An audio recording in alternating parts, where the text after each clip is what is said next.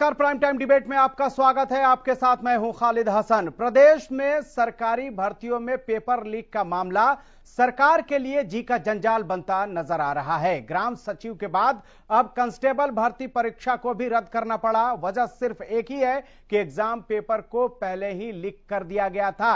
अब इस मामले में प्रदेश में विरोध प्रदर्शन होने शुरू हो गए हैं। छात्र तो प्रदर्शन कर ही रहे हैं, विपक्षी नेता भी सरकार से मांग कर रहे हैं कि दोषियों पर सख्त से सख्त कार्रवाई होनी चाहिए। पहले आप ये रिपोर्ट देखिए, फिर चर्चा की शुरुआत करेंगे।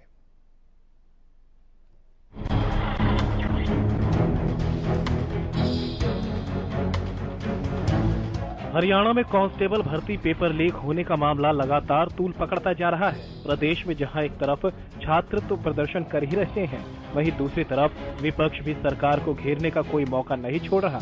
दरअसल बीते शनिवार को परीक्षा का पहला दिन था और उम्मीदवारों ने राज्य के 35 केंद्रों पर 2 पालियों में पेपर दिया था। परीक्षा रविवार को भी आयोजित होने वाली थी। एक नोटिस जारी कर HSSC ने कहा कि सभी उम्मीदवारों की जानकारी के लिए अधिसूचित किया जा रहा है कि जो परीक्षा 7 अगस्त 2021 को आयोजित की गई थी और दूसरी 8 अगस्त 2021 के लिए निर्धारित की गई थी, इसे रद्द किया जाता है।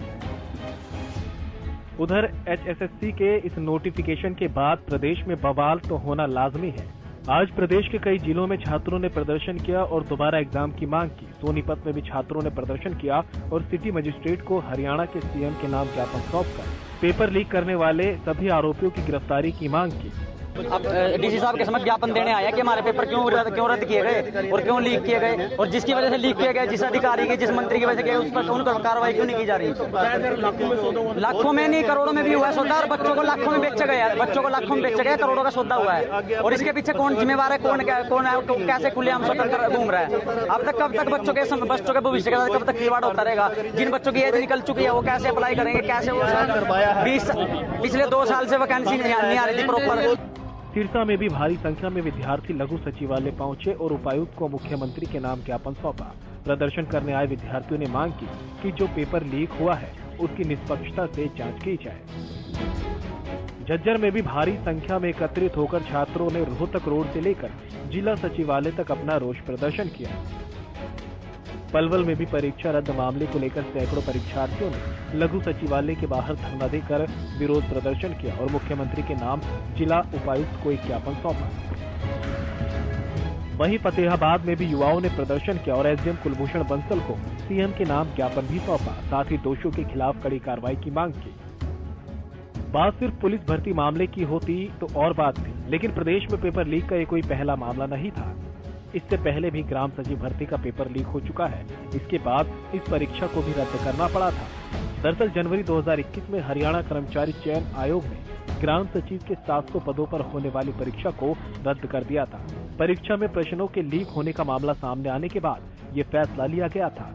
हरियाणा के उप मुख्यमंत्री दुष्यंत चौटाला ने बताया था कि जानकारी में आया था कि कुछ निजी कॉलेजों और अन्य संस्थानों ने मोबाइल उपकरणों पर प्रश्न पत्र और उत्तर कुंजी पाई गई है, जिसके चलते एक कदम उठाया गया था। विवाद सिर्फ छात्रों के विरोध तक ही नहीं, विपक्ष भी इस मुद्दे पर सरकार को घेरने का कोई मौका नहीं छोड़ रहा। कल पूरे प्रदेश में कांग्रेस ने भी जमकर विरोध प्रदर्शन किया और सरकार को दोबारा पेपर कराने की मांग की। अब ऐसे वक्त में जब पहले ही ये कहा जा रहा है कि सरकारी पदों पर नई भर्तियां नहीं हो रही, वहीं दूसरी तरफ इस तरह से पेपर का लीक हो जाना अपने आप में चिंता का विषय है। हालांकि सरकार इसको लेकर कदम उठा रही है और लगातार आरोपियों के घर दबिश दी जा रही है, लेकिन सवाल तो बनता है कि क्यों हर बार अपराधी इस तरह की हरकतों से बाज नहीं आते और सरकारी भर्तियों का पेपर लीक हो जाता है। Bureau report, Haryana news. तो इस पर चर्चा को आगे बढ़ाने से पहले हम आज के अपने गेस्ट से आपको मिलवा देते हैं। सबसे पहले योगेश कौशिक, राजनीतिक विश्लेषक, हमारे साथ जुड़ गए हैं। सर, स्वागत है आपका। रमेश यादव, रिटायर्ड ACP, हमारे साथ जुड़ गए हैं। सर, आपका भी स्वागत है। हुकुम सिंह भाटी, प्रवक्ता BJP, हमारे साथ जुड़ गए हैं। सर, स्वागत है आपका। और संदीप गोयत, प्रवक्ता NLO के, हमारे साथ जुड़ गए हैं। संदीप जी, आपका भी बहुत बहुत स्वागत है। लेकिन सबसे पहले सवाल हुकुम सिंह भाटी जी से, क्योंकि सत्ता में है। हुकुम सिंह जी, ऐसे कब तक बच्चों का जो भविष्य है वो बर्बाद होता रहेगा? कब तक पेपर यूं ही लीक होता रहेगा? खालिद जी, देखिए, हरियाणा प्रदेश में 2014 से युवाओं में एक बहुत बड़ी आशा की किरण जगी है, क्योंकि जो भर्तियां हुई वो सारी की सारी मेरिट के आधार पर हुई और उन युवाओं को ये लगने लगा कि प्रदेश में अब हमारा नंबर भी आएगा। और उसी का एक ये परिणाम है कि सरकार की सतर्कता से ये जो स्कैंडल है, जो वर्षों से मतलब मैं सरकारों की बात नहीं कर रहा, सरकार बदल गई, लेकिन वो स्कैंडल जो चलता आ रहा था, उस स्कैंडल को तोड़ने का काम हरियाणा प्रदेश की सरकार ने किया है। कौन सा स्टैंडर्ड? और ये सतर्कता का ही कौन सा स्टैंडर्ड भाटी जी? कौन सा स्टैंडर्ड? सुनिए, आपने पेपर लीक रोका, पारदर्शिता की बात कर रहे थे, कहां गया पारदर्शिता? खालिद जी सुनिए, जो पिछली सरकारों में चलता था ऐसी कोई भर्ती नहीं थी जो उस समय जो चैलेंज नहीं हुई हो, जिसमें पर्ची और खर्ची का पर्ची हो। हाँ, इसलिए जो हरियाणा प्रदेश में जिस तरह का वातावरण युवाओं के बीच एक बना था, उस स्कैंडल को तोड़ने का काम किया है। क्योंकि देखिए, ये जो क्राइम है ये खत्म, एक हम कहें कि 100% खत्म हो गया, ऐसा कभी भी सरकार ने क्लेम नहीं किया, लेकिन इसको तोड़ने का काम किया और उसी स्कैंडल के तहत ये तुरंत पकड़े गए और उसके ऊपर कार्रवाई जारी है, गिरफ्तारी हुई है और जो लोगों के नाम आ रहे हैं वो तुरंत जो है उनकी गिरफ्तारियां होंगी, तुरंत गिरफ्तारियां होंगी। आप कह रहे थे कि पर्ची खर्ची जो है कांग्रेस राज्य में चलता था, एक तरह से आपने उसको तोड़ दिया है। भूपेंद्र सिंह हुड्डा कह रहे हैं कि नौकरियां तो परचून की दुकान पर बिक रही है। देखिए, भूपेंद्र सिंह हुड्डा क्या कहते हैं ये वो खुद अपने गिरबान में एक बार झांक करके देख लें, क्योंकि कांग्रेस के समय कोटा बंटता था विधायकों में, विधायकों की यहाँ दुकानदारी चलती थी, विधायक मिलकर के और पर्चियां देते थे मुख्यमंत्री को, मुख्यमंत्री उन पर्चियों के आधार पर नौकरियां लगाते थे। ये भारतीय जनता पार्टी है, जेजेपी की सरकार आज हरियाणा में, तो हम लोग नहीं कह रहे, ये ठीक है। जब कांग्रेस के प्रवक्ता जुड़ेंगे सर, उनसे हम इस सवाल का जवाब ले लेंगे, लेकिन पर्ची खर्ची और परचून की दुकान में कोई ज्यादा फर्क नहीं दिख रहा है सर। जी मैं थोड़ा सा इसमें क्लियर करूंगा। देखिए, इसमें जो सरकार ने स्कैंडल को, ये तत्परता का जो सतर्कता का एक परिणाम है कि स्कैंडल तुरंत पकड़ा गया, ये स्कैंडल पकड़ा गया। अच्छा, आप सर ये बताइए, ग्राम सचिव का भी जनवरी में एग्जाम हुआ, पेपर लीक हो गया, उसके बाद से आपने एग्जाम रद्द कर दिया। जरा सोचिए, अगर एक आप अभिभावक हैं और आपका भी बेटा तैयारी कर रहा हो, जब उसके परिणाम के दिन आ रहे हो, उसको लग रहा है कि अब नौकरी मिल जाएगी, उस वक्त पेपर लीक हो जाता है, उस पर क्या असर पड़ता होगा? क्या एक अभिभावक के तौर पर आपको कैसा लगेगा? निश्चित तौर पर उस अभ्यर्थी जो पेपर दे रहा है, उस युवा के मन में भी बहुत क्रोध, गुस्सा और वो आता है कि कौन ये लोग हैं जो सारा स्कैंडल ये कर रहे हैं। और निश्चित तौर पर सरकार तत्परता से काम करती है हर तरीके से, उसके बावजूद क्योंकि ये बहुत समय से चला आ रहा है, उसको तोड़ने के लिए ठीक है जो सरकार ठीक है सर। संदीप गोयत जी, ठीक है, संदीप गोयत जी हमारे पास हमारे साथ इनेलो प्रवक्ता भी हैं। संदीप गोयत जी, क्या लगता है आपको, ये जो पेपर लीक हो रहा है, इसमें किस तरह की मिलीभगत हो सकती है? क्या आपको लगता है कि प्रशासन के लोग भी और सरकारी लोग भी इसमें मिले हुए हैं?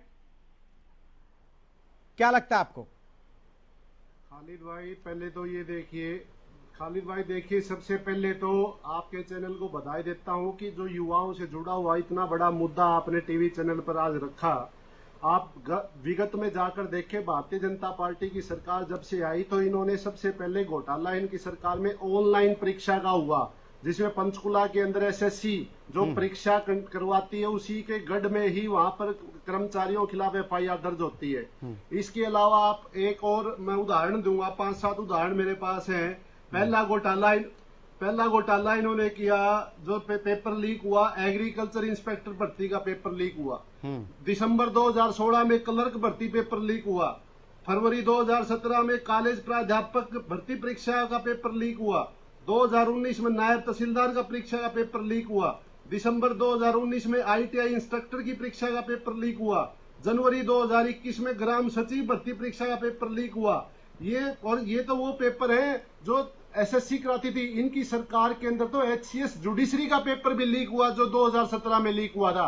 तो मौजूदा जो सरकार भारतीय जनता पार्टी की है, ये तो पूरे देश के अंदर पेपर को लीक कराने में नंबर 1 हो चुके हैं। भ्रष्टाचार सुशासन का दावा करने वाले लोग भ्रष्टाचार में लिप्त पड़े हैं, अन्यथा सरकार कहां सोई हुई है जिन्होंने करोड़ों लाखों युवाओं के भविष्य के साथ जो धोखा किया है। जो बच्चे परीक्षा तैयारी करते हैं, उनकी उम्र निकली जाती है, उनके परिवारों की उम्मीदें होती हैं और उनकी उम्मीदों को धता बताते हुए परीक्षा पेपर लीक कर देते हैं, बात करते हैं मेरिट पर। इसका मतलब तो ये भर्ती परीक्षा के अंदर पेपर लीक करवाकर अपने आदमियों को टॉप में लाते हैं और वो मेरिट में वो ऊपर रहते हैं, बिना इंटरव्यू दिए उनका सिलेक्शन हो जाता है। तो ये सुनियोजित तरीके से एक प्रकार षड्यंत्र के तहत अपने चाहते लोगों को मेरिट में उच्च स्थान दिया जाए और इंटरव्यू में नंबर नहीं होते इन परीक्षाओं में, ताकि उनका सीधा सिलेक्शन हो जाए। भर्ती परीक्षा का गालमेल, इसके लिए प्रदेश के अंदर बहुत जरूरत है। कमीशन ऑफ इंक्वायरी एक्ट 1952 के तहत प्रदेश के अंदर एक कमीशन गठित किया जाए जो करोड़ों रुपए का जो गालमेल घोटाला भारतीय जनता पार्टी ने,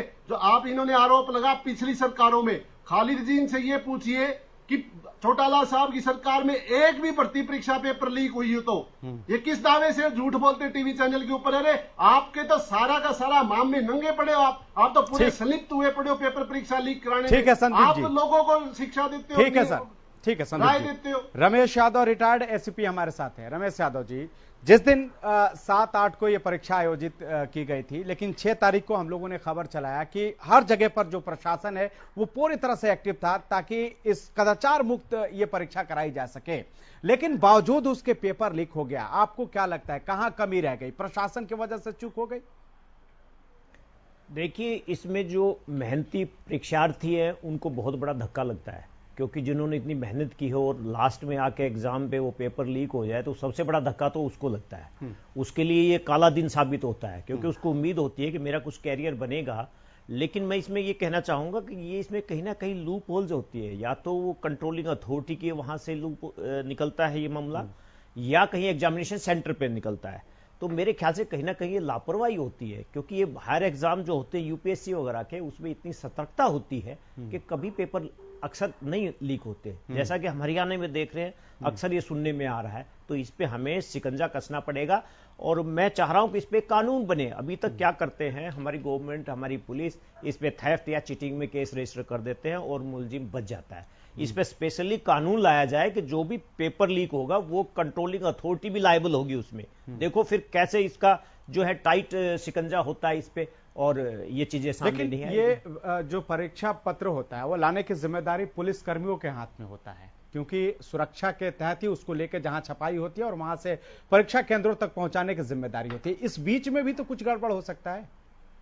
देखिए, पुलिस का इसमें एग्जामिनेशन में ज्यादा रोल नहीं होता, सिर्फ जिम्मेदारी लॉ एंड ऑर्डर मेंटेन करते हैं। अगर वो पेपर के साथ आते हैं तो एज ए सिक्योरिटी आते हैं, वहां कोई जरूरी नहीं है कि उसके सामने ही ये पेपर लीक हो। लेकिन बहुत सारी लूप होल्स है, सब कड़ियों को जोड़ना होगा ताकि इस तरह की हरकतें ना हो और हमारे स्टेट की भी इसमें इमेज खराब होती है बार बार पेपर लीक होने से। तो इनमें सख्त एक्शन होना चाहिए, ठीक है, और एक कानून भी बनना चाहिए। लेकिन योगेश कौशिक जी हमारे साथ, हमारे राजनीतिक विश्लेषक लगातार बने हुए हैं। सर, मेरा सवाल यह है कि पेपर तो हर सरकारों में वैसे ही लीक होता रहा है, आपको क्या लगता है कि ये जो पेपर लीक कराना कहीं कहीं राजनीतिक पार्टियों का एक मकसद तो नहीं होता अपने टारगेट को लेके कि जब चुनाव आएगा उसी समय तक इस पेपर को ले जाएंगे? पहले निकाल दिया भर्ती प्रक्रिया, फिर रद्द हो गया। अब जैसे ग्राम सचिव की बात करें, जनवरी में रद्द हुआ, 7 महीने तक अभी डेट नहीं आया। इसी तरह से इसका भी अभी कब डेट आएगा कोई पता नहीं, कहा जा रहा है कि जल्द डेट आ जाएगा। तो इंतजार करते करते और तब ज्वाइनिंग कराना जब चुनाव हो।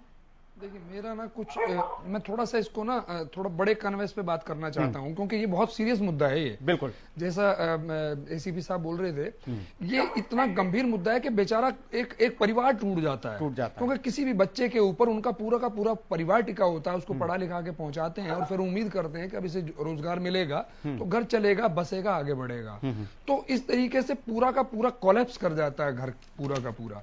पर इसको सिर्फ यहां से शुरू मत कीजिए, इसको थोड़ा सा और पीछे से भी कीजिए शुरू।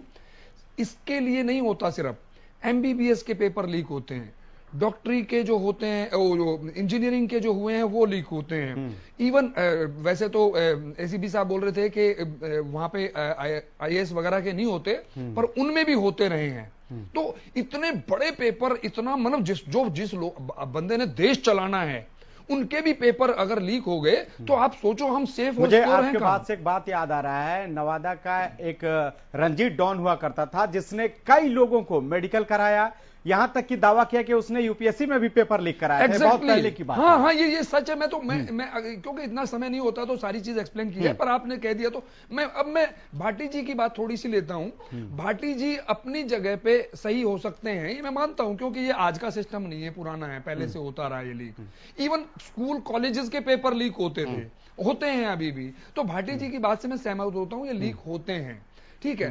और लेकिन मैं एक सवाल सरकार से ये तो करूंगा ही ना कि when you are in the government, you are running it, और आपकी ड्यूटी है वो पेपर कराना, तो जैसा बोला कि पुलिस की ड्यूटी तो सिर्फ इतना है कि लॉ एंड ऑर्डर मेंटेन करे, साथ में आ जाए और ऐसा कोई झगड़ा वगड़ा ना हो। तो कौन आदमी वो होगा? 99.9% वो सरकार के नजदीक का ही होगा। इसमें कोई दो राय नहीं हो सकती कि सरकार के बाहर का आदमी कोई कर जाए। अब रुक दीजिए, कहीं भाटी साहब को बुरा ना लग जाए। मैं इसलिए कहना चाह रहा हूं कि कभी जब और सरकारों ने भी किया, जैसे मध्य प्रदेश में जो हुए हैं, तो मध्य प्रदेश की सरकार पे तो इल्जाम लगे हैं। तो मेरा मानना यह है कि ये होता है, हमें मान लेना चाहिए। अब मैं एक सवाल और खड़ा कर रहा हूं, जो भाटी जी छाती ठोक के कह रहे थे कि हमारे समय में बहुत ही ट्रांसपेरेंट तरीके से भर्तियां हुई हैं। मैं उस पे भी सवाल खड़ा करता हूं कि हो सकता है ये पुलिस मानेगी कि 10 में से सारे के सारे चोर थोड़ा पकड़े जाते हैं, ठीक है, पर वो जो भर्ती हुई है इनकी, मैं मान के चलता हूं उसमें भी कोई ना कोई ऐसा घपला हुआ होगा जो हमें। राज सिंह हमारे साथ जुड़ गए हैं, प्रवक्ता कांग्रेस के। सर, स्वागत है आपका। और इसके साथ ही सवाल यह है कि जिस तरह से पेपर लीक हुआ है, क्या लगता है आपको इसके पीछे कौन है, कौन जिम्मेदार है लाखों छात्रों के भविष्य को बर्बाद करने के लिए?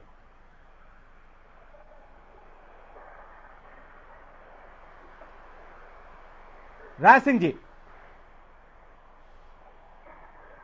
तो राय सिंह जी के पास आवाज नहीं पहुंच पा रही है, लेकिन कौशिक जी आप अपनी बात पूरी कीजिए, आप कुछ कह रहे थे। तो मैं वही कह रहा था कि ये देखिए होता है, इसमें कोई दो राय नहीं है।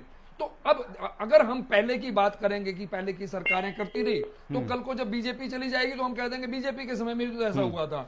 अभी मुझे पता है ये क्या कहेंगे, अभी जो है इनेलो पे इल्जाम लगाएंगे कि आपके तो चीफ जो है वो ऐसा हो चुके हैं, वो हो चुके हैं, ठीक है, लेकिन उनका स्टैंड तो था, उनका क्लियर कट स्टैंड था, लोगों को रोजगार तो मिला। और मैं कह रहा हूं, मेरी समझ में नहीं आता एक क्लर्क के लिए आप क्या इंटरव्यू लेंगे, मतलब 10वीं पास आप जिसकी क्वालिफिकेशन मांगते हैं उसमें आप क्या एग्जाम लेना चाह रहे हैं, मेरी समझ में नहीं आता। फिजिकली फिट है आप, उनको चेक कीजिए, और अगर किसी भी तरीके से जॉब को दीजिए, किसी भी तरीके से, मेरा सिंपल स्टेट कहना है, उसमें अगर आप जो आपके 10वीं के एग्जाम में जो नंबर आए हैं उनको क्राइटेरिया बना लीजिए, कोई ऐसा कीजिए ना कि जिसमें ये लोग बेचारे 2-2 साल इंतजार ना करें। ठीक है भाटी जी, आखिर ये कब तक इस तरह से होता रहेगा और कब तक पेपर लीक होते रहेंगे, कब तक पर जो छात्र हैं वो इंतजार करते रहेंगे? एक दो की तो बात है नहीं, अभी तो ग्राम सचिवालय का भी नहीं आया एग्जाम का तारीख, जबकि जनवरी में हुआ था सर रद्द वो पेपर लीक होने के बाद। 6-7 महीने हो गए, अंधेरे में युवक है, कहां जाएगा वो? खालिद जी देखिए, सबसे पहले मैं आपकी बात का भी जवाब दूंगा। बिल्कुल आप ठीक कह रहे हैं कि देखिए जो किसी भी वैकेंसी के लिए कोई भी युवा भरता है तो बड़ी उम्मीदें होती हैं, हर माँ बाप को होती हैं। सर वो सपने देखता है, रात को सोते वक्त सपने देखता है कि अगर ग्राम सचिव बन गया या फिर कांस्टेबल बन गया तो मैं ऐसे करूंगा, ये करूंगा, वो करूंगा, बहुत सारे सपने होते हैं। उसके साथ साथ उसके परिवार का भी सपना होता है, और एक पेपर लीक उसके सारे सपने को चकनाचूर कर देता है। खालिद जी मैं आपकी बात को और आगे भी बढ़ाता हूं। हम सब लोग जो डिबेट में बैठे हैं, हम सब लोग भी कहीं ना कहीं इसका पार्ट रहे होंगे, किसी एग्जाम में बैठे होंगे। बिल्कुल, उम्मीद निश्चित तौर पर एक इंसानी होने के नाते उम्मीद रहती है। लेकिन मैं सबसे पहले योगेश जी की बात को आगे बढ़ाऊंगा। योगेश जी देखिए, आपने बात बहुत अच्छी कही है, लेकिन इस सब में अभी तक जो निकल के आया है उसमें से कहीं भी कोई पॉलिटिक्स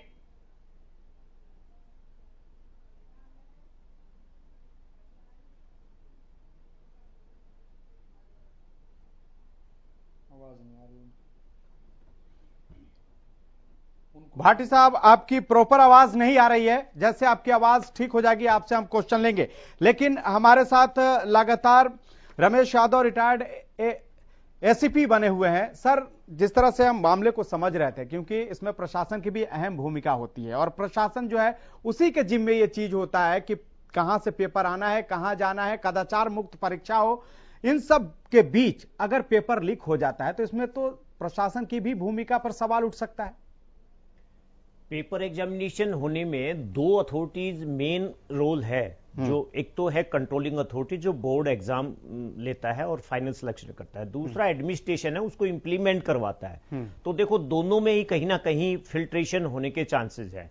ये मैं चाहूंगा इससे पहले ये प्रॉपर ब्रीफिंग हो और इसकी मान्यता हो कि एग्जाम बहुत वैल्यूएबल हैं और ये बच्चे युवाओं के परीक्षार्थियों के भविष्य का सवाल है, तो इनमें ब्रीफिंग जरूरी है और रेस्पॉन्सिबिलिटी फिक्स करना जरूरी है।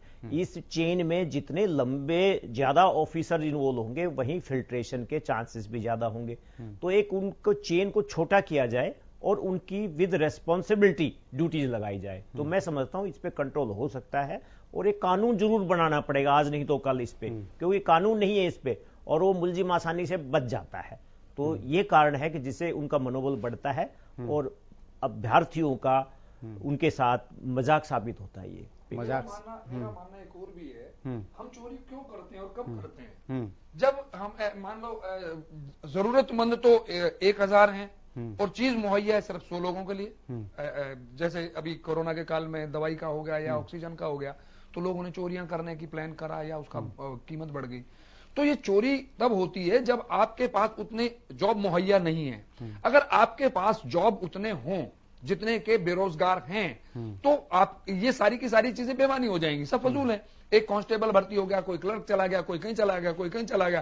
तो हम एक बेसिक पे भी अगर कहीं सोचेंगे कि हम जॉब मुहैया कराएं, क्रिएट करें जॉब, लोगों को गुमराह ना करें, लोगों को झूठ ना बोलें, लोगों से सच बोलें और उनको ये भी कह दें कि भाई आज के दिन हमने प्राइवेटाइज कर दी है बहुत सारी चीजें। और जो कि देखिए मैं फिर ईमानदारी से बात करता हूं, मोदी जी जब ये कहते थे कि मैं गुजरात मॉडल लाऊंगा, वो गुजरात मॉडल क्या था किसी ने पूछा नहीं, तालियां बजाते रहे वाह वाह वाह वाह वाह। उनका गुजरात मॉडल प्राइवेटाइजेशन ही है। ठीक है सर, ठीक है ना। हुकुम सिंह जी जुड़ गए हमारे साथ। हुकुम सिंह जी आप अपनी बात पूरी कीजिए।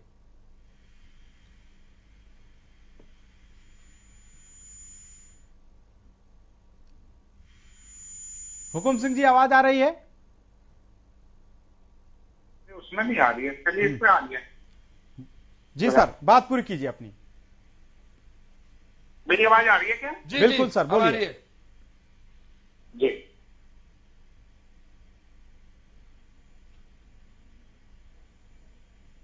हेलो। हाँ सर बोलिए, आपकी आवाज आ रही है? आ रही है जी। बीच में मेरी बात कट गई थी। मैं योगेश जी की बात पर आता हूँ जी। देखिए मान लेते हैं परीक्षा केंद्र है, वहां का कोई पीएम, कोई जिम्मेदार आदमी, कोई मान लिया वो करता है, सरकार ने इसको डबल फोल्ड करके सारी व्यवस्थाएं की है, लेकिन उसके बावजूद अगर नहीं है तो उसको प्रोसिक्यूट किया जाएगा। बिल्कुल आपकी बात को हम मानते हैं कि जब कोई भी जो अभ्यर्थी है, कोई भी जो कैंडिडेट है बड़ी तैयारियां करता है, बहुत उसकी जो सारी उसकी उम्मीदें होती है, इस बात को बिल्कुल मानते हैं, लेकिन इसको किसी भी सूरत में बर्दाश्त नहीं किया जा सकता। और क्योंकि पेपर को तो रद्द करना बहुत ही जरूरी हो जाता है ऐसे हालात में, और वो ही सरकार ने किया है। लेकिन स्कैंडल को निकालने का काम, स्कैंडल को पकड़ने का काम ये हमारी सरकार ने हरियाणा प्रदेश में किया है। दूसरी बात, हमारे ये साथी एनएलओ के कह रहे थे कि सरकार की लिप्तता है मेरिट पर। हम नहीं कह रहे, पूरा प्रदेश कह रहा है कि मेरिट के आधार पर नौकरियां मिली हैं। पूरा जन जन कहता है, आज बच्चों में उम्मीद है, आज उन युवाओं में उम्मीद है कि हमें भी मेरिट के आधार पर नौकरी मिल सकती है। ठीक है। राज सिंह जी भी प्रवक्ता कांग्रेस के जुड़ गए हैं। राज सिंह जी, जिस तरह से प्रदेश में पेपर लीक हुआ है, ठीक है, भाटी जी प्लीज। मैं एक ही बात कहना चाहता हूँ, उन्होंने कहा कि चौटाला साहब के राज में कोई भी स्कैंडल नहीं निकला। स्कैंडल निकालने की जरूरत ही नहीं थी, पूरी की पूरी लिस्ट बदलने का काम उन लोगों ने किया और उसी की सजा भी उन लोगों ने भुगती है। इसलिए उसमें की बात कीजिए आप। 1 रुपए का भी लेन देन हुआ हो तो बताइए आप। आपकी सरकार में तो करोड़ों रुपए का लेन देन पेपर लीक में हो रहा है। ठीक है, उजागर हो रहा है पेपर लीक में, करोड़ों अरबों रुपए आपकी सरकार में बैठे लोग खा रहे हैं। चौटाला साहब के ऊपर 1 भी रुपए का आरोप नहीं है। आप अपने गिरेबान में जाके आप करोड़ों रुपए खा चुके हैं। आपकी सरकार के अंदर पेपर लीक घोटाले में करोड़ों रुपए लगे हैं, जबकि चौटाला साहब के ऊपर 1 रुपए का भी आरोप नहीं साबित हुआ। ठीक है सर। राज सिंह जी भी हमारे साथ कांग्रेस के प्रवक्ता जुड़ गए हैं। राज सिंह जी, सवाल यह है कि जिस तरह से प्रदेश में पेपर लीक हो रहे हैं, ग्राम सचिव के बाद अब कांस्टेबल भर्ती में भी पेपर लीक हो गया, आपको क्या लगता है इसके पीछे? आपको क्या लगता है कौन हो सकता है, कौन जिम्मेदार है इसके लिए? हाली जी मेरे मित्र, पहले तो देर से जोड़ने के लिए आपका धन्यवाद, क्योंकि आपकी तकनीकी टीम पता नहीं किस कारण से मुझे नहीं जोड़ पा रही थी। पिछले 7 वर्षों में 28वीं बार कर्मचारी चयन आयोग की सुनियोजित जालसाजी, षड्यंत्र की व धोखाधड़ी का वास्तविक चेहरा सामने आया है। मेरा आरोप है कि भाजपा के सचिवालय, विशेषकर मुख्यमंत्री कार्यालय में नौकरी बेचने का अनुभव पिछले 5 वर्ष से चल रहा है। अब आप देखिए, इनके साथ इनके जो सहयोगी साथी हैं, वो चौधरी ओम प्रकाश चौटाला जी के फर्जी जो वंशज हैं, जेजेपी के परिवार के लोग, उनके साथ है, उनका अनुभव है, क्योंकि वो पहले भी भर्ती कांड में जेल जा चुके हैं और चर्चित चेहरा है, गिरोह के रूप में काम कर चुके हैं, जिन्हें लूटने का अनुभव आरंभ से, बाल्यावस्था से है।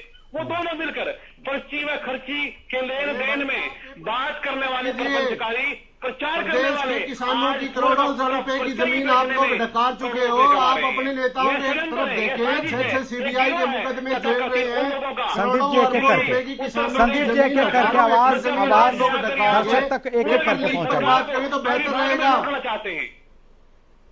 ठीक है, हमें यहां पर एक छोटे से ब्रेक के लिए रुकना होगा। हम ब्रेक के बाद लौटेंगे तो ये जानने की कोशिश करेंगे कि आखिर बार बार पेपर लीक कैसे हो जाता है, इसके लिए कौन जिम्मेदार है। वक्त छोटे से, लगातार हम पेपर लीक पर लफड़ा जिस तरह से चल रहा है प्रदेश में, उसको लेकर लगातार उस पर चर्चा कर रहे हैं और सभी मेहमान हमारे साथ लगातार जुड़े हुए हैं। अब सवाल मेरा सबसे पहले हुकुम सिंह भाटी जी से है। हुकुम सिंह जी, इससे पहले भी जिस तरह से अभी आपसे बात हो रही थी पेपर लीक को लेकर, अभी तक ग्राम सचिव का जो परीक्षा रद्द हुआ था उसके डेट नहीं आया, 6 महीने का वक्त बीत गया। इसी तरह से कांस्टेबल भर्ती के पेपर लीक हुए हैं।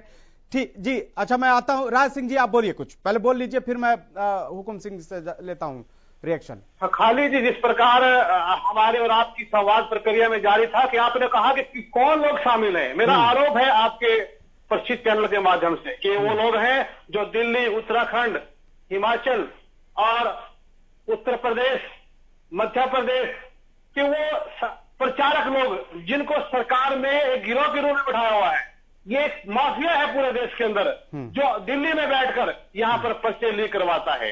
भाई आप हम देखिए मध्य प्रदेश में, आप उत्तर प्रदेश के अंदर मौलिक शिक्षा के पर्चे लीक देखना, आप उत्तराखंड के अंदर इंजीनियरिंग के पर्चे लीक देखना, तो इनका एक गिरोह है जो लूटने पर लगे हैं इस देश के अंदर। इनका आप देखिए कि किस प्रकार लोगों में, बच्चों ने, अभिभावकों ने, किस पर 8 लाख के लगभग अभ्यर्थियों ने यहाँ पर तैयारी की। उनकी तैयारी, उनका शारीरिक व्यायाम, परीक्षाएं, कोचिंग, माँ बाप ने कोरोना में पता नहीं किस किस प्रकार से उनके लिए तैयारियां कराई, और वो बच्चे अपने भाइयों के साथ 200, 300, 250 किलोमीटर आप दूसरे राज्यों से आए, तो वो देर रात तक परेशान रहे, सड़कों पर रहे, कोई चिंता नहीं है। ठीक है। आप देखिए कि सिक्योरिटी के ऊपर, कर्मचारी चयन आयोग में सिक्योरिटी के ऊपर 25 करोड़ रुपए खर्च होते हैं, लेकिन वो जाते कहां पर है? केवल इनके मौज मस्ती के लिए। जांच कीजिए पूरे के पूरे कमीशन के 28 बार जब पर्चे ले हो चुके हैं, आज तक जांच नहीं की। जांच की है तो खाली बस्ते में डाल दी। अरे सरेआम यहाँ पर भ्रष्टाचार है। ठीक है भाटी जी, राज सिंह ने सीधा आरोप लगाया कि एक गिरोह है जो काम कर रहा है। आखिर सरकार उस गिरोह को कहीं नहीं तोड़ पा रही है, उसको क्यों नहीं खत्म कर पा रही है? खाली जी, और ये कौन सा गिरोह है? राय सिंह जी कांग्रेस पार्टी के प्रवक्ता हैं और कांग्रेस पार्टी की एक तासीर है, एक संस्कार है। जो दिल्ली से झूठ बोला जाता था, जो कन्याकुमारी तक जाता था, दिल्ली से झूठ बोला जाता था, जम्मू कश्मीर तक जाता था, वो समय राय सिंह जी चला गया। आप एक भी आदमी का नाम बता दीजिए। सुन लीजिए भाई, सुन लो भाई, खाली जी चुप कराइए इनको।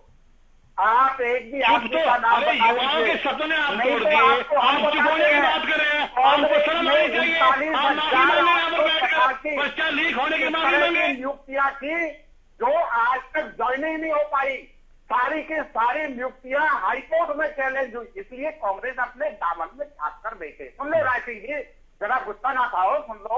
आपका इतिहास 70 साल का रहा है, मैं तो 10 साल का ही वर्णन कर रहा हूँ, सुन लो जरा। आपने 7 साल के अंदर इतिहास को बदल दिया। होती है चोरों की परिभाषा देखिए आप। सरकार ने हर मद में खर्चे को कम करने का काम किया है। मुझे समझ भारतीय जनता पार्टी और अब बीजेपी की सरकार अलायंस में खर्चा बढ़ाया नहीं है, खर्चे को कम करने का काम किया है। दूसरी बात बिल्कुल ठीक है, अभी खालिद जी आप कह रहे थे कि ग्राम सचिव का पर्चा रद्द हुआ, लेकिन किसी भी जो कोई भी परीक्षा है उसको कराने की एक तैयारी करनी पड़ती है। सूचना से लेकर के एग्जाम होने तक की जिम्मेदारी वो तय करनी होती है। इसलिए सरकार वो सारे काम कर रही है और कम से कम 50,000 भर्तियां बिल्कुल वो चल रही है। एग्जाम यानी ये करते करते 2024 आ जाएगा भाटी जी, ये करते करते 2024 आ जाएगा, सियासी फायदा मिलेगा। लेकिन जिन बच्चों का एज निकल जाएगा उसके लिए कौन जिम्मेदार होगा? राज सिंह जी जल्दी से बोलिए। ठीक है राज सिंह जी जल्दी से बोलिए, फिर हम आते हैं संदीप जी के पास। ठीक है सर। उन्होंने 40,000 की, वो भी मैंने कहा ज्वाइनिंग नहीं हुई थी। ठीक है सर। खाली जी ये बच्चों के भविष्य से किस तरह खिलवाड़ हो रहा है बच्चे भी समझ रहे हैं। आज सड़कों पे नहीं उतरते भाटी जी, अगर सही से परीक्षा हो गई होती तो सड़कों पे उतरना नहीं पड़ता बच्चों को। ये आप लोग आरोप प्रत्यारोप लगाते रहते हैं और इस तरह से टाइम पास होते जाता है, इसमें कितने युवाओं का समय निकल जाता है। खैर राज सिंह जी जल्दी से जवाब दीजिए। खाली जी 8 लाख के लगभग बच्चों अभ्यर्थी थे, उनके माँ बाप, एक बच्चे पर कितना पैसा रुपया इस कोरोना में, इस महामंदी में जब रोजगार नहीं है खर्चा हुआ है, कौन जवाब देगा?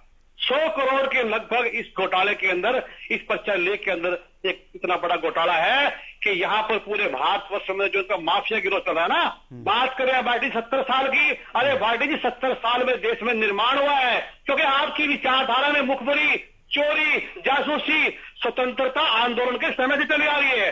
जब राष्ट्रीय आंदोलन में जारी था संघर्ष, आपने उस समय भारत छोड़ो आंदोलन में भाग खड़े हुए थे, जासूसी की सरकार सर हम पेपर लीक पर बात कर रहे हैं, हम भारत छोड़ो आंदोलन में नहीं जा रहे हैं। सर भारत छोड़ो आंदोलन पर बहस करेंगे ना, बुला लेंगे। आज बच्चों के भविष्य से बात है, उनके भविष्य को लेकर बात है। आप लोग मुद्दे को भटकाइए मत। एक युवा जो शुरू से जो पढ़ता है, लिखता है, ग्रेजुएशन करता है, उम्मीद रखता है कि उसे नौकरी मिलेगी, उसे भटकना नहीं पड़ेगा, और सरकारों की नीतियों की वजह से आज बच्चे भटकने पे मजबूर है। संदीप गोयल जी, ठीक है संदीप गोयल जी, सवाल यह है कि ठीक है सर प्लीज राज सिंह जी आपका मौका आएगा, बोलिएगा।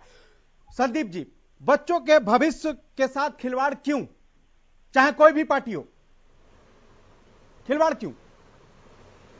देखिए खालिद भाई, शायद भारतीय जनता पार्टी का एक इतिहास रहा है पेपर लीक कराने का, पेपर भर्तियों में घोटाले करने का। चाहे वो मध्य प्रदेश के अंदर व्यापम भर्ती घोटाला हो, चाहे इंडियन एक्सप्रेस में छपी खबर 2 अक्टूबर 2020 की असम में पुलिस भर्ती का परीक्षा का पेपर लीक होना, जिसमें भारतीय जनता पार्टी के लीडर और वहां के फॉर्मर डीआईजी वहां भी वो इन्वॉल्व था इस भर्ती पेपर लीक के अंदर। और आप ये देखिए कि मौजूदा भारतीय जनता पार्टी की सरकार के अंदर 3 चीजें बहुत अहम होती है हर विद्यार्थी के जीवन में: मूलभूत शिक्षा, फिर योग्यता की शिक्षा, फिर उसके नौकरी के लिए उसकी भर्ती परीक्षा। आप मूलभूत शिक्षा के अंदर कक्षा 8 से लेकर 12वीं तक के सभी बहुत बार ऐसे मौके आए कि प्रदेश के अंदर पेपर लीक हुए। फिर बात आती है कि योग्यता तराशने की परीक्षा, योग्यता कैसे तराशी जाए, नीट के पेपर से, नेट के पेपर से, एचटेट के पेपर से, विभिन्न ऐसी प्रतियोगिताएं जो उसको एक एलिजिबल बनाती है। एलिजिबिलिटी के पेपर में भी, एचटेट में भी पेपर भर्ती परीक्षा लीक हुई। फिर बात आती है योग्य सिलेक्शन की, जब भर्ती करने की बात आती है तो ऐसे 30 मामले प्रदेश की सरकार ने रिकॉर्ड तोड़ दिए पेपर भर्ती घोटाले के अंदर। 50 साल के रिकॉर्ड तोड़ दिए। मात्र 6 साल के अंदर भारतीय जनता पार्टी ने प्रदेश का नाम घोटालों के नाम की लिस्ट में सबसे ऊपर लाने का काम किया है। परंतु इसका सबसे बड़ा नुकसान किसको हुआ?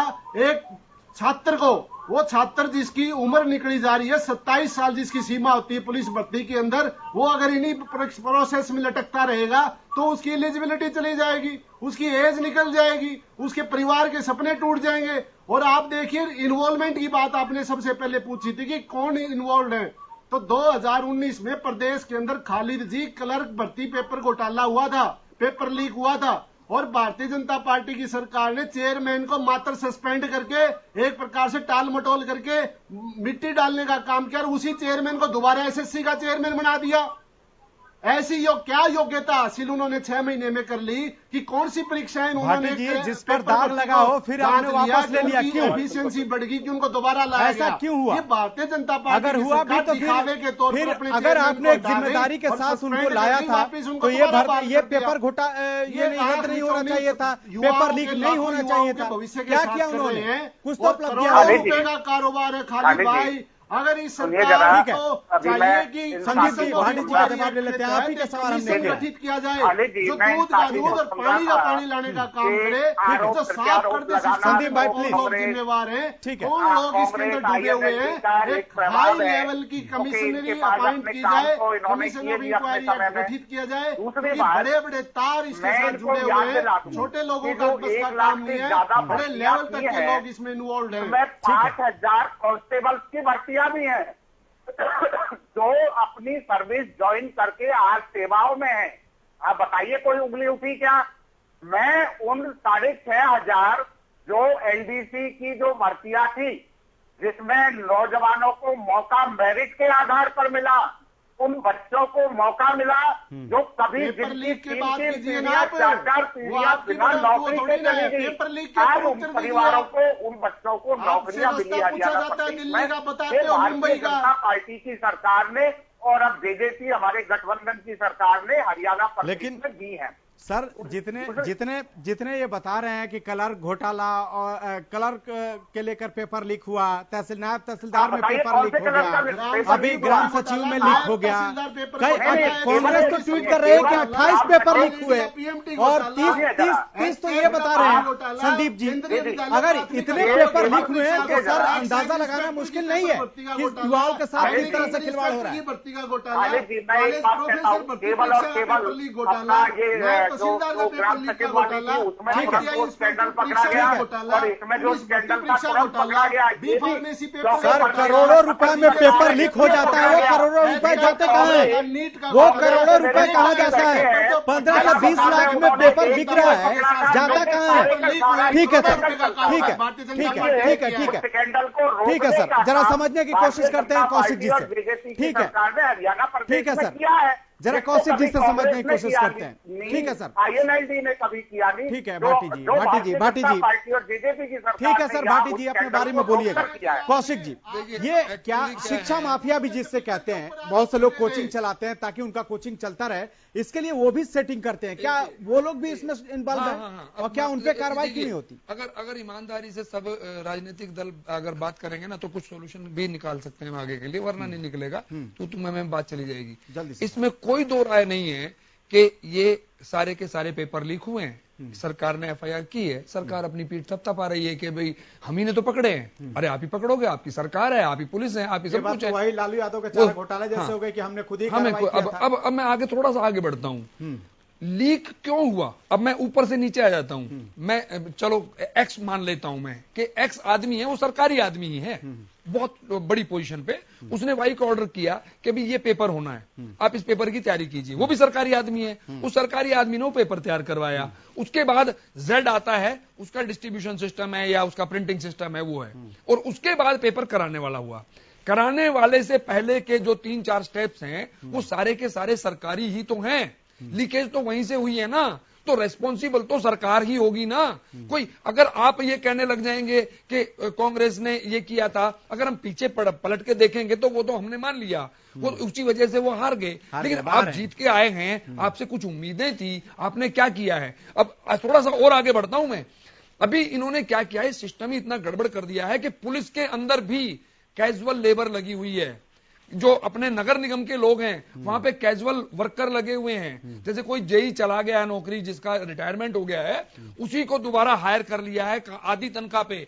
आप अपॉइंटमेंट कर ही नहीं रहे हैं। तो ये आज से नहीं चल रहा, ये पुराने 5-6 साल से चल रहा है। मैं ये समझ नहीं पा रहा हूं कि जब आप बूढ़े बूढ़े लोगों को फिर रिटायर ही क्यों कर रहे हैं? सही बात है। तो रिटायर करके उसको दोबारा जॉब में रख रहे हैं। इवन पुलिस में, अगर पुलिस में भी ऐसा रखना पड़ता है तो मैं तो समझ नहीं पा रहा हूं कि क्या है।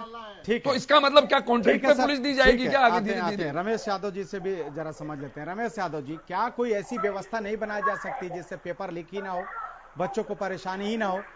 खालिद जी, ये काफी टाइम से पेपर लीक होते रहे हैं, लेकिन मुझे लगता है कि ज्यादा सीरियसनेस से कोई काम नहीं हुआ है। मैं ये समझता हूँ कि ये चुनी जो ब्लैक शिप है ये छूट जाती है और ये इनका मनोबल बढ़ जाता है। मैं चाहता हूँ कि जैसे यूपी गवर्नमेंट ने बनाया है प्रॉपर्टी डैमेज का कानून, तो हमारे बच्चों का भी तो कितना पैसा और कितना टाइम लगा है, जो भी अरेस्ट हो उनसे उसकी रिकवरी होनी चाहिए और इस पे स्ट्रिंजेंट एक्शन हो और नया कानून बने, क्योंकि अब ये ढीला ढीला कानून है। चोरी में, चिटिंग में ये केस रजिस्टर होते हैं और एविडेंस नहीं पाती, तो ये सबसे बड़ा कारण है। दूसरा कि जो अथॉरिटी है जो है उनकी कोई लायबिलिटी नहीं है। पेपर लीक हो गया, पुलिस में केस रजिस्टर करवा दिया, वो तो स्पॉट फ्री हो गए। मैं ये चाहता हूं कि जब भी ऐसा हो, जो अथॉरिटी उसमें इन्वॉल्व हो वो भी उनकी रेस्पॉन्सिबिलिटी हो और उनका भी प्रोसिक्यूशन हो, तो ये डर बना रहेगा। और मैं सोचता हूं कि जल्दी से मैं दावा नहीं करता कि चोरी नहीं होगी, चोरी होगी, पर वो 1/10 लोग 1/10 ही चोरी हो पाएगी अगर हुई तो। मैं कहता हूं जो होता है अक्सर बड़े बड़े जो पेपर्स होते हैं उनमें ये होता है कि आप 3 जगह से 4 जगह से पेपर बनवाते हैं और उसको मिक्स कर देते हैं। तो ऐसा आप ये कर सकते हैं कि 10 लोगों से पेपर बनवा के और कंप्यूटराइज करके 10 अलग अलग पेपर बनाए, कंप्यूटराइज करके और एकदम पेपर निकाल के और उसको अगर आप फ्लोट करेंगे तो कोई एक आदमी से लीक हो जाएगा, सबसे लीक नहीं होगा। और आज के टाइम तो ऐसा आ चुका है कि आप बोलिए लोग लैपटॉप लेके आए, बड़े एग्जाम तो ऐसे हो ही सकते हैं, आप अपने लैपटॉप लेके आए और उसी टाइम आप उसके अंदर पेपर दें उनका और हर 10वें आदमी का पेपर अलग होगा। तो अगर ऐसा कर दें तो कुछों को तो फायदा होगा, बाकी सारे के सारे तो नहीं चोरी कर पाएंगे। राज सिंह जी, आप कुछ कहना चाहते हैं, बोलिए। खालिद जी, मैं आपके मंच के माध्यम से एक बात कहना चाहता हूं कि जो पेपर आज तक लीक हुए हैं, जिनकी जांच सरकार कह रही है कि मैंने की है, हम चल रही हैं, उस जांच को सार्वजनिक करे। किन किन लोगों को दोष आरोपण में पकड़ा गया है, क्या उनकी स्थिति। दूसरा, कर्मचारी चयन आयोग से जुड़े सभी दलालों, उनके संपर्क सूत्र और सार्वजनिक हों कि कौन कौन लोग वहां पर गिरोह गिरोह में काम करते हैं। तीसरा, जो पिछले कर्मचारी चयनों के चेयरमैन रहे हैं उनकी संपत्ति की जांच होगी, पता लगेगा कितना भ्रष्टाचार हुआ, कौन कौन लोग शामिल हैं।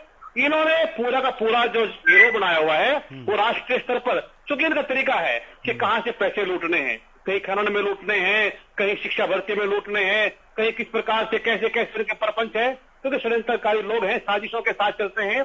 तो इनकी पूरी कर्मचारी चयन आयोग को एक न्यायाधीश के माध्यम से जांच हो, जांच का विषय यह हो कि कम से कम समय में इनको दंड मिले।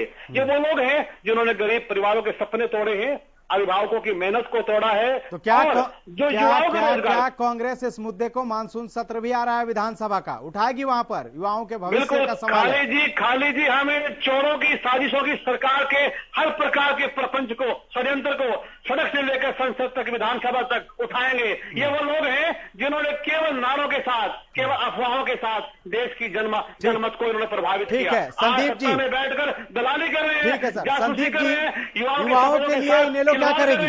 राष्ट्रीय संपत्ति पेपर रद्द हो रहा है, ये वो लोग हैं। ठीक है सर।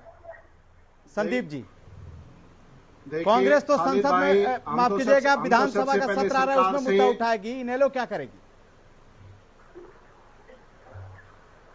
देखिए, इनेलो युवाओं के साथ खड़ी है और उनके साथ संघर्ष करेगी और इस सरकार को हर मामले में घेरेगी। और इनेलो ने मांग भी की है कि हर छात्र को 2000 रुपए उसको पॉकेट में वापस डाले जाए, क्योंकि उसने खर्चा बियर किया है, वो उसकी जेब के ऊपर मार है, उसकी माली हालत को बिगाड़ने का काम सरकार ने किया है। और इन परीक्षाओं के ऊपर एक ऐसा आयोग बिठाया जाए जो नियंत्रण रखे कि कौन क्या करता है, उसकी जिम्मेवारी निर्धारित करे। इस प्रकार की मांग Indian national Lok Dal commission of inquiry act के तहत कमीशन अपॉइंट करने की मांग करती है। रमेश यादव जी, लास्ट कमेंट, क्या होना चाहिए? अगर ये सच्चे मन से काम करेंगे तो मुझे लगता है कि ये कंट्रोल में हो जाएगा, लेकिन ये परिपक्वता चाहिए, इसमें कॉन्फिडेंस से काम करें और सभी मिलकर काम करें हमारे स्टेट की, ताकि बदनामी ना हो, क्योंकि ये बहुत सारे कई सालों से होता आ रहा है। और मुझे उम्मीद है सरकार इसमें कुछ ना कुछ करेगी और ऐसा कोई कानून लाएगी जो सख्ती से पालन होगा और इस तरह के इंसिडेंट से बचा जा सकेगा। सर योगेश कौशिक जी, बिल्कुल स्पष्ट है कि ये सरकार इतनी चीजें आउटसोर्स कर रही है, ये एग्जाम बिल्कुल आउटसोर्स कर देना चाहिए। और ये जो आयोग वायोग बना रखे फालतू की तनख्वाहें देते हैं, वो मौज ले रहे हैं, ऐसा ही कहते हैं। ये उनके पास कितने दिन का काम होता है, जो भी चेयरमैन है या मेंबर हैं, करोड़ों रुपया उनके ऊपर बर्बाद कर रहे हैं। और पूरे हिंदुस्तान का जोड़ लोगे तो मेरे ख्याल में हजारों करोड़ बर्बाद हो रहा है। उसको आउटसोर्स करो आप, और कोई एटलीस्ट कोई जवाब दे तो होगा ना। इनके यहां तो कोई जवाब दे नहीं होता है। अब पुलिस बेचारी वो पूछे घूमती रहेगी, 2-4 को पकड़ के उनको डंडे मार के उनका बयान करा लेगी, फिर जैसा कह रहे एसीपी साहब वो बरी होके आ जाएंगे, क्यों बड़ा केस तो है नहीं ये। तो सरकार जो है, मैं अगर सरकार की मंशा है क्लियर, तो मेरा मानना है क्लियर कट प्राइवेट आउटसोर्स करो इसको एंड क्लियरली, और सॉल्यूशन निकल सकता है अगर इनकी इच्छा हो तो सरकार। Sandeep ji last comment.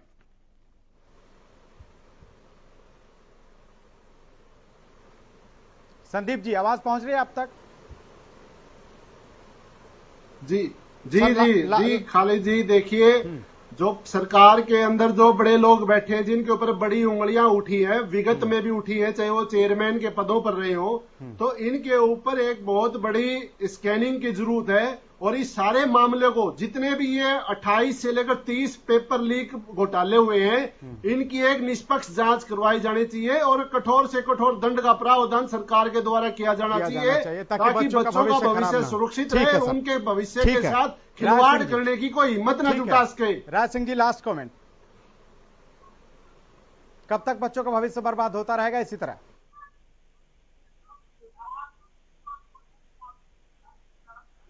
खालिद जी देखिए, वैसे तो ये ऐसे चौरों की सरकार है, जासूसों की है, इनको शर्म नहीं आनी चाहिए। पहले तो माफी मांगे युवाओं से, उनके भावुकों से, और एक न्याय आयोग गठित किया जाए हमारे माननीय न्यायाधीश के नेतृत्व में, उनकी अध्यक्षता में, ताकि यहाँ पर जो भ्रष्टाचार का इनका तरीका है पूरे देश में, जो उनका माफिया गिरोह है, उसकी जांच हो, दोषियों को पकड़ा जाए, और जो भी इसके साथ तो तथाकथित लोग मुख्यमंत्री कार्यालय से लेकर सरकारी विभागों के अंदर साजिश के तहत यहाँ पर बैठकर चोरी करते हैं, यहाँ पर साजिश करते हैं, उनके खिलाफ नकेल डाली जाए। और जो भी बाहर यहाँ पर मुख्यमंत्री कार्यालय में लोग लगे हैं, उनकी जांच हो, वही लोग इसके अंदर शामिल हैं। उन पर आरोप है हमारा कि उनको पकड़कर उनकी भ्रष्टाचार जो उन्होंने किया है, उनकी संपत्ति की जांच हो। ठीक है सर।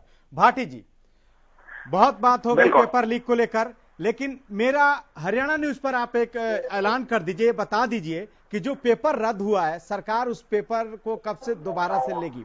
क्योंकि हम ग्राम सचिव की स्थिति देख चुके हैं कि किस तरह ग्राम सचिव का पेपर लीक हुआ, रद्द हुआ, और 6 महीने तक अभी तक कुछ नहीं हुआ, वो बच्चे अंधेरे में है। तो कुछ ऐसा ऐलान कर जाइए हरियाणा न्यूज पर कि जो युवा देखे वो भी ये कम से कम सोचे कि उन्हें कुछ इंफॉर्मेशन मिला है। जल्दी ऐलान होगा पेपर को लेकर, या क्या कोई रणनीति सरकार को? निश्चित तौर पर हरियाणा प्रदेश में मेरिट के आधार पर नौकरियां मिल रही हैं, मिलेंगी। और जो सर हम एग्जाम करवाने के लिए बात कर रहे हैं, इसका सुनिश्चित व्यवस्था होने के बाद, और ये निश्चित तौर पर एग्जाम भी जल्दी लिए जाएंगे, इसमें कहीं कोई दो राय नहीं है। 6 महीने तो ग्राम सचिव का हो गया। अपराधी बच नहीं सकते, अपराधी किसी भी सूरत में बच नहीं सकते। अपराधी बचे न बचे, युवाओं का भविष्य खराब हो रहा है सर, युवाओं का भविष्य खराब हो रहा है। अपराधी बचे न बचे वो अलग बात है, जिसका भविष्य खराब हो गया वो कहां जाएगा? जो 14 प्लॉट मुख्यमंत्री भूपेंद्र सिंह हुड्डा जी ने अपने ही रिश्तेदार, आप लोग आरोप पर आरोप लगाइए, बच्चों का भविष्य बर्बाद हो, उस पर कोई फर्क नहीं पड़ता। माफी मांगे भाटी जी, माफी मांगे सर। जो सारे आप लोग कार्यशैली से प्रदेश के युवा रोजगार प्राप्त करने वाले छात्र अभी बताई है कि किस तरह से उन्होंने कांग्रेस के समय रुपया लूटा गया, वो सूची सारी सर दोबारा परीक्षा की डेट आपने नहीं बताई। करा के जेल भाटी जी दोबारा परीक्षा कब ले रहे हैं ये आपने बताया नहीं। भाजपा की भाटी जी दोबारा परीक्षा कब करा रहे हो, भाटी जी पूछिए। सोचो, प्रदेश का युवा आज मायूस है, प्रदेश के युवा को कुछ उम्मीदें जगाओ, उनको रोजगार दो।